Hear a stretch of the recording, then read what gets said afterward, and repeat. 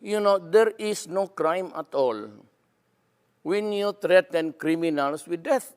In my country, at least, there is no law which says I cannot threaten criminals. Negosyo o kalayaan, bayan o sarili, pumili ka! Paano ninyo nasisigurang pag-usapan ng negosyo kung mga alipin tayo sa sarili nating bayan? Minamahal ko ang ating bayan. Pendejadas! That was the favorite, well, of course, the cliche that they used. It became a cliche over time.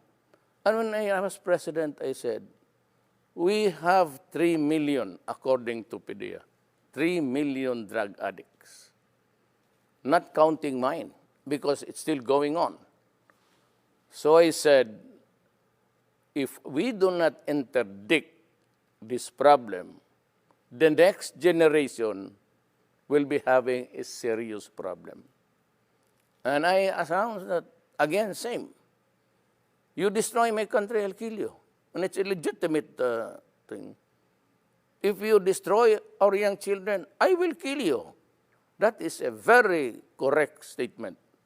There is nothing wrong in trying to preserve the interest of the next generation.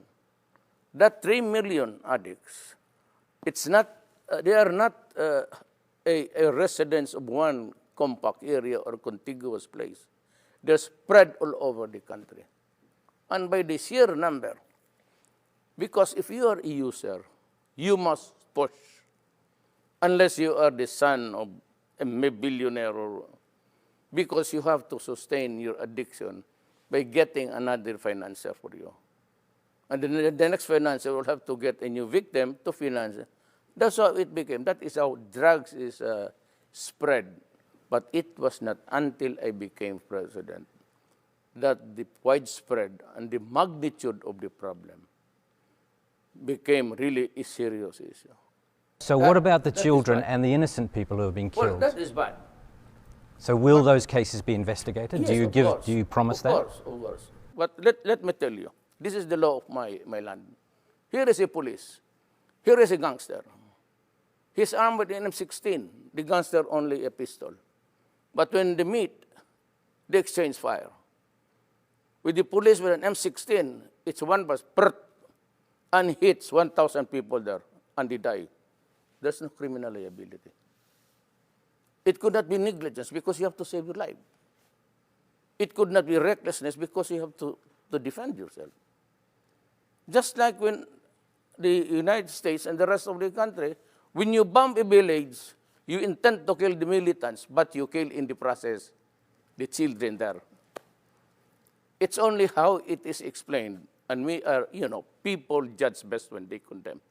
So they would always place you in a bad light. But the situation does not call for that. And that explains the reason why, until now, I have yet to hear an apology for those who have in Vietnam, in Afghanistan. Never mind about the militants. Kill them. But then, in the process, 2 families, hospital, it's collateral damage. Then why is it is a collateral damage to the West, and to us, it is murder? You went to law school. Yes. You worked hard to be part of the legal system. You are a lawyer by profession. Correct. And you were a prosecutor for many years. Yes. Do you still believe in the country's judicial system? Like now, I should believe in the system because I will guarantee this time that the law is break.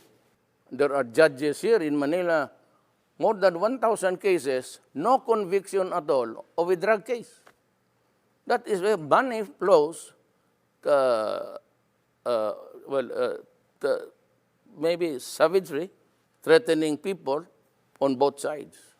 That is how it is played here. That's why we have this miserable thing about the drug problem now. But do you agree, do you acknowledge that you have encouraged vigilante killings? No, I said I will kill you. If I encourage, fine. Yes, but the point is that people can get away with murder right now. And you know that some of the killings are not legitimate. Well, so do you think that there might be cases of people settling old scores out there and disguising them as the war on drugs? I do not play with conjectures. I do not make assumptions. I just say what I should be saying as a president and as a mayor. Now, if the criminals there are killed by the thousands, that's not my problem. My problem is how to take care of the law-abiding, God-fearing young persons of this republic because they have our resources. Strictly speaking, you cannot find any redeeming factor in being, the criminals there. They are there for what? They are there for, just like the cartel in Mexico. If you have read Ian Grillo, this is how the cookie crumbles. Exactly. So when I will kill you because I'm the mayor, I'm the president. Now, if vigilante would take over, but, I cannot control it. I cannot be God and control everything. Okay, you just kill these guys or you wait for the courts to do that. Well, you can encourage good policing and you can encourage justice Yes. and trust in the judicial system. Correct. But when I was campaigning as a president, the drug problem was already reaching by the millions. Well, 3 million is 3 million. Now, during my time, we have started to count. We are nearing now the 800 mark, 800,000. By the year ends, I would have about also 1 million. So I have 4 million drug addicts. Do you think that's an easy number? No. So why not put all the energy into rehabilitation, Well, where do you find it? reforming Energy? healthcare? Okay. Can we cut this for a while? I'll just have to. Pakihanap yung newspaper kahapon. He wants to show you the newspaper. Oh, sure, no problem. So you were saying about this facility, sir. What is this about? This is a rehab facility built by somebody. This is what they cried at. Duterte, he should have built rehab houses instead of killing the criminals, the drug lords. This would cost millions. I entered the presidency of the Republic of the Philippines midterm. There is nothing at all left in that budget for this year, which was prepared by my predecessor, which was also prepared the other year to be implemented this year. The implementation does not contain any money. Because nobody, until I became president of this country, nobody realized how widespread, how dimensional it was for us. Sir, in the past, during the campaign and weeks into your presidency, you have repeatedly said that you have no regard for human rights. But human rights is actually part of the Constitution. And as head of state, it is also your duty to uphold the Constitution. How does that connect? I would rather intimidate and strike fear in the hearts of the criminals, just like what happened in Davao, when finally you can walk about in the streets at night, and you can eat anywhere at any time, and nobody would bother you. It's happening in Davao. Davao City is in the midst of Mindanao, a troubled land. But I can assure you, as plenty of people have been there, it's a destination for conventions and conferences international. It's always selected. So it's booming. It is a little bit rich than the others. Why? Because we can live our lives normally. And of course, business can thrive.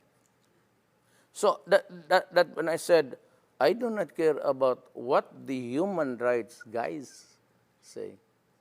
I have a duty to preserve the generation. If it involves human rights, I don't give a shit. I have to strike fear because I said, the enemies of the states are out there to destroy the children. Thanks for watching. Don't forget to subscribe and hit the notification bell.